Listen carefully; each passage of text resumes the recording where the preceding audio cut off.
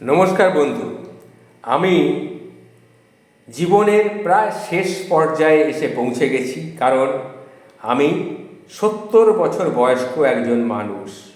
আমি আমার দীর্ঘদিনের অভিজ্ঞতা থেকে আজ একটি কথা আপনাদের সামনে বলতে চলেছি।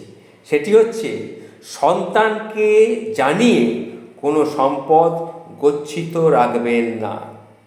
আবার আমি রিপিট করছি কথাটা, সন্তানকে জানিয়ে কোনো সম্পদ গচ্ছিত রাখবেন না।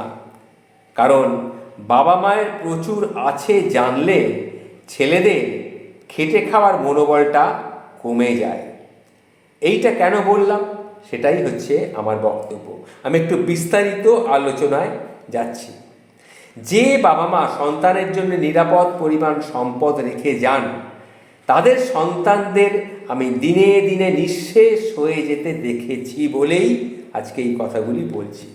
নিশ্চয়তা মানুষকে অলস থেকে অলসতর করে তোলে।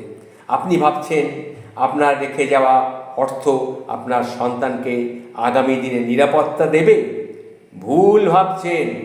আপনার অর্থ আপনার 5 বছরের বাচ্চাকে দামি খেলনা দেবার মানসিকতা এনে দেবে। ক্লাস 10-এ পড়তে পড়তেই সে চাইবে আইফোন, ইন্টারে বাইক, অনার্সে গাড়ি, বিস্তর পকেট মানি, সেশন গ্যাপ দেওয়ার অধিকার, দামি ঘড়ি। শুধু জাঙ্ক ফুডেই মাসে 10,000 টাকা শেষ। আপনি যদি না দেন, সে বিরক্ত হবে, আপনাকে বলবে বাবা কৃপণ।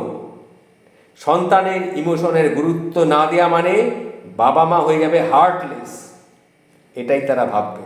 আমি বিশ্বাস করি পৃথিবীটা পরকালের ময়দানের মতো হওয়া উচিত, যার পাপ পুণ্যের মতোই যার যার অর্থ পরিশ্রমের প্রাপ্তি হওয়া উচিত। আপনার হয়তো কিছু স্বপ্ন ছিল। আপনি কলেজে পড়ার সময় ভেবেছিলেন 2 মেয়ের পড়ার খরচ চালাবেন, একটুখানি এদিক ওদিকে ঘুরে আসবেন, বেরিয়ে আসবেন। কিন্তু আপনি সন্তানের ভবিষ্যতের কথা ভেবে আপনি সেটা করেননি। সন্তানের জন্য আপনি অনেক কিছু ত্যাগ করেছেন, অনেক দায়িত্ব পালন করেছেন, কিন্তু আপনার সন্তান তার কি দাম দিয়েছে? আসলে তা নয়। আমরা মৃত্যুর পর তারা পেলেও পেতে পারে, নাও পেতে পারে, সেটা তার ব্যাপার। আমার যদি কোনো কঠিন অসুখ হয়, আমি ওয়ার্ল্ড ক্লাস ট্রিটমেন্ট নেব, সমস্ত প্রপার্টি বিক্রি করে মাত্র 5 দিন বেশি বেঁচে থাকার জন্য হলেও আমি তাই করব। এটাই মানসিকতা হওয়া প্রয়োজন। তাই কোনো নিশ্চয়তা নেই, তাই তারা সারভাইভ করা শিখেছে, আমি তাদেরকে শিখিয়েছি। আমি শুধু তাদের পড়া আর চিকিৎসা নিয়ে কোনো কার্পণ্য করিনি বা করব না, এটাই হচ্ছে আসল কথা। মা হিসাবে, একজন মানুষ হিসাবে আমি একজন মানুষকে এই পৃথিবীতে এনেছি এবং আমার কিছু দায়িত্ব রয়েছে। কারণ সে পৃথিবীর সন্তান, তারপর তাকে আরও লক্ষ লক্ষ সন্তানের সাথে দৌড়তে হবে। নিজের জায়গা তাকে নিজেই তৈরি করে নিতে হবে। যদি পারে তবেই সেই জীবনের আনন্দ জানবে, না হলে জানবে না। আমার রেখে যাওয়া অর্থ দিয়ে সুখে থাকা আর অন্যের আন্ডারওয়্যার পরে ইজ্জত থাকা একই জিনিস। আবার বলছি, শুনুন, আমার রেখে যাওয়া অর্থে সুখে থাকা আর অন্যের আন্ডারওয়্যার পরে ইজ্জত ঢাকা একই জিনিস। তাই আমি চাই আমার সন্তানেরা অন্তত এইটুকু বুঝুক, এটুকু মেরুদণ্ড তাদের হোক।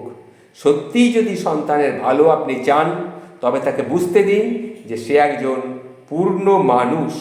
তার দায়িত্ব তার নিজের। আপনি তার নির্দিষ্ট দায়িত্ব পাওয়ার একজন আপনজন। সন্তানকে আন্তরিকতা দেখান, কিন্তু অর্থ দেখাবেন না। যদি পারেন, জেনে রাখবেন, আপনার 10 বিঘা জমি ছিল, আপনার সন্তানের 12 বিঘা হবে, আপনারটুকু না নিয়ে। এটাই হবে, এটাই বাস্তব। তাই আবার বলছি, সন্তানকে জানিয়ে কোনো সম্পদ গচ্ছিত রেখে যাবেন না। তাতে করে কী হবে, তার খেটে খাওয়ার ইচ্ছাটাই কমে যাবে, তার মনোবল কমে যাবে।